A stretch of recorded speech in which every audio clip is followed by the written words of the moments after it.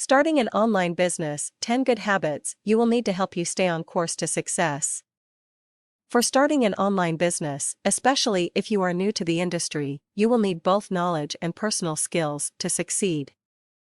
If you develop the following 10 guidelines as habits by referring to them regularly, they will help you stay on the straight and narrow for your journey to success. The first.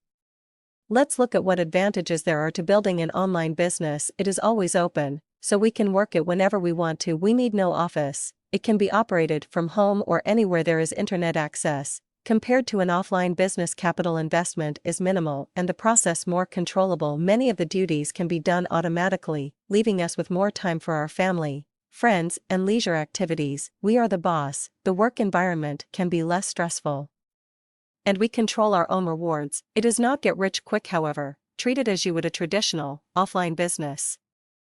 It still requires interacting with people and selling.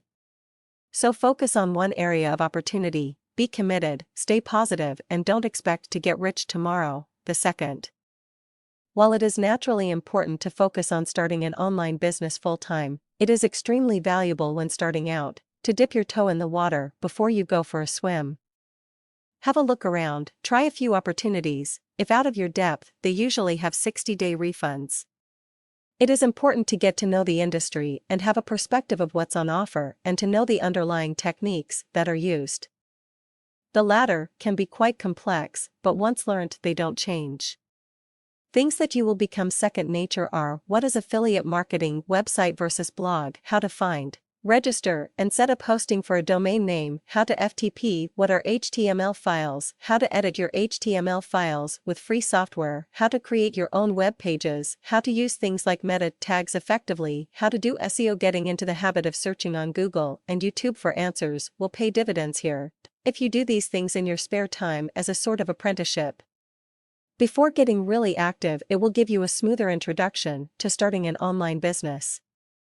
In saying this, however, action cures fear, so don't overanalyze anything and don't be afraid to make mistakes. It would be wise not to sack your boss until you have the proof positive that you have the ability to earn regular income. There is a heck of a lot to learn, but, trust me, if you are open to try stuff, and you are focused and committed, it will certainly be worth the effort. The third. Don't get distracted by bright, shiny objects, web announcements that promise fantastic incomes in no time at all, that require no work or experience, and that operate on autopilot. You know the story. If it looks too good to be true, it most probably is. You will become savvy as to what is good and what is not. There are genuine people out there, with worthwhile products. Some signs of integrity of purpose are that they will have an email address or a contact option on the offer page. Try and contact them and see what the response time is like. You may have to wait a few days. Some just have an auto-response informing you that your email has been received. Support is perceived by some promoters as a hassle.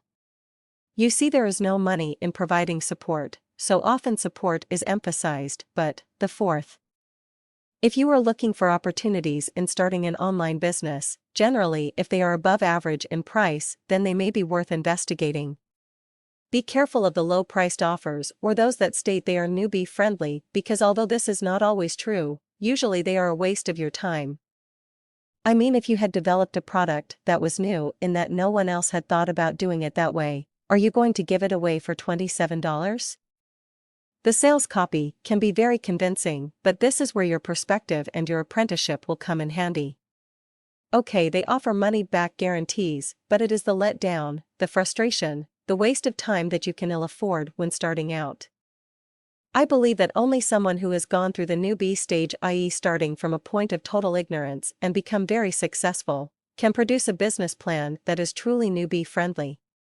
So be careful of newbie-friendly, secret formulas, loopholes, guru secrets, completely unused, underground secret, etc. The fifth. Be wary of proof of earning bank statements or checks. Static versions of these are easily faked. Online live video showing them entering their sites are usually more reliable, but make sure they show they are live online. Unfortunately, the same goes for things like letters of recommendation or testimonials. They can get colleagues to write them, or they can be totally bogus.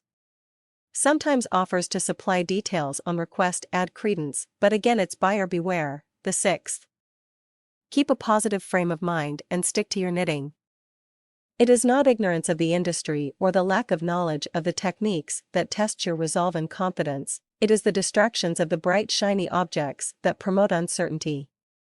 Uncertainty that you are going down the right path is a killer. If you have carried out what you have read and been taught, you will be on the right road in starting an online business. Just remember there are many roads available and they are all okay, so focus on the one you have chosen. You will come to notice two qualities that are exhibited by the wealthy, successful marketers: they are dedicated and goal-orientated.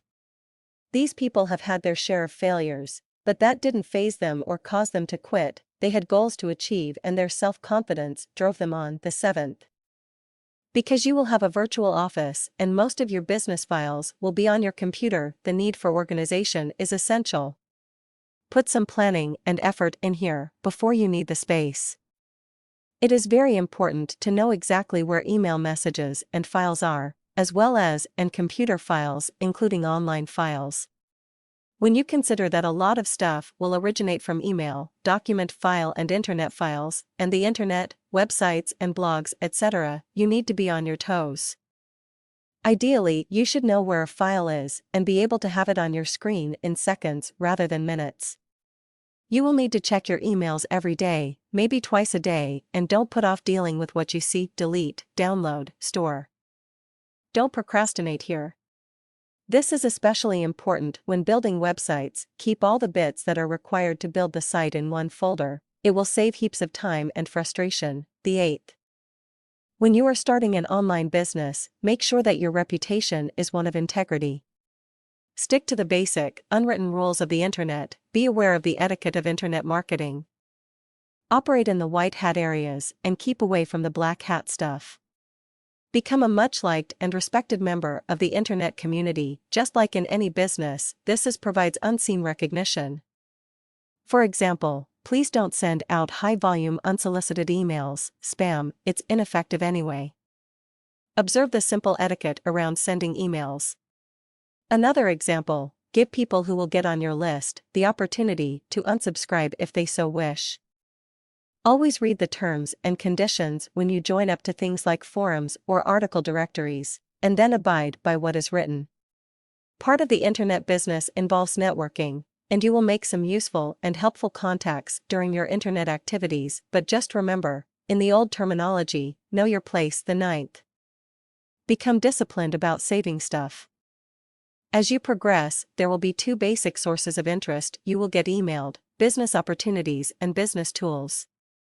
Most of the former will be chaff and you will know the ones you might want to look at. At a later date, they may involve a different process or different method than what you are using at present. The business tools can be helpful, but again, if you save each one that comes through, you will end up with so many of them that the probability of ever using them will be very low. Save only those that are particularly relevant, or those that will be useful to you as part of your future strategy. The 10th. One little tip that may save you embarrassment: don't leave large amounts of money in your online accounts. The internet is a very rapid and effective communication medium, and if you were ever accused of stepping out of line, right or wrong, then retribution can be swift, and on the internet it is not about innocent until proven guilty. Your accounts will simply be frozen until such time as the issue is resolved. Forewarned is forearmed. These habits or guidelines are another piece in the puzzle to starting an online business. They are offered to help you on your way and make your journey as pleasant and as productive as possible. Following the advice given will help you avoid some of the frustrations and dead ends that I experienced on my journey.